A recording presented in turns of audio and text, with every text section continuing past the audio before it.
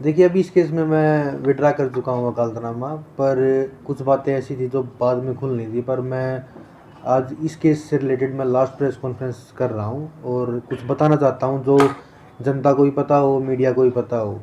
इस केस में स्टार्टिंग में जब हमने पावर अटॉर्नी दी थी तो हमारे पास किसी वकील का कॉल आता है। वो कहता है कि मैं आपकी कोर्ट का सीनियर वकील हूँ और आपको किस केस से कोई भी मदद चाहिए तो मैं आपके लिए तैयार हूँ। तो मैंने उनका धन्यवाद किया और मैंने उनको मना कर दिया कि मैं आपकी कोई ज़रूरत होगी ज़रूर बता दूँगा। उसके बाद कोई गुप्ता नाम का लड़का, लड़का तो नहीं कह सकते, गुप्ता नाम का आदमी था, वो हमसे मिलता है। उसका फ़ोन आता है मेरे पास कि आपसे मिलना है। तो मैंने पूछा कि कौन हो आप? तो उसने कहा कि मिल के बताएंगे। तो उस गुप्ता से मैं मिलता हूँ अपने ऑफिस में, तो वो ये बोलता है कि मैं इस केस को स्टार्टिंग से देख रहा हूँ, मैं चाहता हूँ कि इस केस में आप किसी वकील को साथ में लें। मैंने उसके वकील का नाम ना तो पूछा, ना उसने कोई बताया। तो मैंने उसका रीज़न पूछा तो उसने ये बताया कि इस लड़के के नाम कुछ अनऑफिशियल और ऑफिशियल प्रॉपर्टी है जो फ़िलहाल ख़राब ही हो रही है और वो ख़राब ही होएगी। मैंने कहा कि आप ऐसे कैसे बोल सकते हैं? तो बोलता है कि ये लड़का अंदर जाएगा और वो प्रॉपर्टी ख़राब रहेगी। मैंने इसका विरोध किया तो उसने कहा कि मैं आपको एक ऑफ़र देता हूँ एक बड़ी अमाउंट का, आप ये बड़ी अमाउंट अभी मुझसे ले लें और कुछ अमाउंट हम आपको बाद में देंगे। मैंने पूछा क्यों देंगे? तो उसने कहा कि इस केस में आप या तो पीछे हट जाएं या किसी वकील को साथ ले लें, ताकि हम इस लड़के को अंदर ही फंसवा कर इस केस को अलग मोड़ दें और जो प्रॉपर्टी है उस लड़के को अंदर रहते हुए अपने नाम तक उतरवा लें। जब मैंने इसका विरोध करके उसको वहाँ से भगा दिया तो उसका 2 दिन बाद मेरे पास कॉल आता है कि आपने हमारा ऑफ़र ठुकराया है और अभी हम पावर में हैं, तो अभी हम आपको क्लियर ही हटा देंगे। उसके बाद मैंने कोई कंप्लेंट वगैरह उसकी नहीं दी, फिर भी मैं उसको देखता रहा कि क्या करता है क्या नहीं।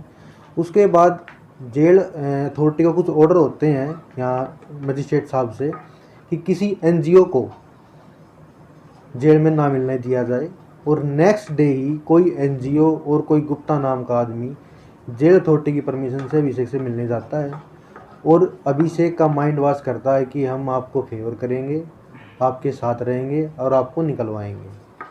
अभिषेक जब अपने किसी कज़न से मिलता है जो उसके फेवर में थे, उन्होंने उसके बारे में बताया तो उसके कज़न ने कहा कि हमने आपका वकील मोहित वर्मा ही कर रखा है, वो ही रहेगा। उसके बाद दोबारा वो गुप्ता नाम का आदमी उससे मिलने जाता है, मेरा नाम लेकर उससे पावर टोर्नी साइन करवाता है और उस खाली पावर टोर्नी के ऊपर किसी थर्ड वकील का अपना नाम लिख देता है और यहाँ पे कोर्ट में पेश कर देता है। उसके बाद जब मैं दोबारा अभिषेक से मिलता हूँ, बात होती है, तो वो कहता कि मैंने तो किसी पावर टोर्नी पे साइन नहीं किया, वो तो ब्लैंक थी और आप ही ने भेजी थी। उसने कहा कि मोहित वर्मा ने ही मेरे को भेजा है। तो जब हमको पता लगा ये चीज़ों का तो हमने फ्रेश पावर टोर्नी दी और एक एप्लीकेशन मूव की। उसके बाद वो गुप्ता को पता लगता है, वो दोबारा उससे मिलने जाता है और उस लड़के का माइंड वॉश करता है मेरे लिए, उसकी फैमिली के लिए, जो उसकी सपोर्ट में आ रहे थे उसके लिए। उसके बाद जो स्टोरी होती है वो कल आपको पता ही है। तो इस केस में आज की प्रेस कॉन्फ्रेंस करने का यही रीज़न था कि इस केस में अभी तक जो भी हुआ, जिसके लिए भी हुआ और जो भी होगा, वो अब तक सही रहा है, कोई अभिषेक के खिलाफ नहीं रहा है। अब भविष्य में अगर इस लड़के के ऊपर कोई भी बात आती है केस से रिलेटेड, किसी से बात से रिलेटेड, तो उसका जिम्मेवार वो खुद होगा। हम इस केस से पीछे हट चुके हैं, हमारा अब इस केस से कोई भी लेना देना नहीं। इस केस में फ़िलहाल केस लड़ने का कोई भी तुक नहीं है, सब पैसे के पीछे भाग रहे हैं, प्रॉपर्टी के पीछे भाग रहे हैं। अगर इस केस में प्रॉपर्टी का एंगल होता तो ये प्रॉपर्टी उसके लीगल हायर्स को ही जाती। फिलहाल प्रॉपर्टी का कोई भी एंगल नहीं है, तो ये प्रॉपर्टी अभिषेक की मर्जी से किसी के पास भी जा सकती है और प्रॉपर्टी के पीछे पूरा रोहतक जो पूरा डिस्ट्रिक्ट है वो पीछे भाग रहा है। और इस केस से जितने भी बंदे जुड़े हुए हैं, हम पुलिस प्रशासन लगा लें, कोई रिलेटिव लगा लें, कोई दोस्त लगा लें, सबको एक लालच है पैसे का, प्रॉपर्टी का। अब ये किसके हिस्से में जाता है ये तो अभिषेक ही इस चीज़ को बता पाएगा। नहीं, अभी इस बारे में कोई विचार नहीं है क्योंकि इस केस में 3-4 वकील ऑलरेडी आ चुके जा चुके। अभी इस ट्रायल स्टार्ट भी नहीं हुई है। अब से पहले इतनी कंट्रोवर्सी हो रही है, तो जब ये ट्रायल स्टार्ट होगी तो ये कंट्रोवर्सी बहुत ज़्यादा बढ़ने वाली है। तो अभी इसमें वकील कौन होगा, कैसे होगा, कब होगा, इसके बारे में कोई अंदाज़ा नहीं है।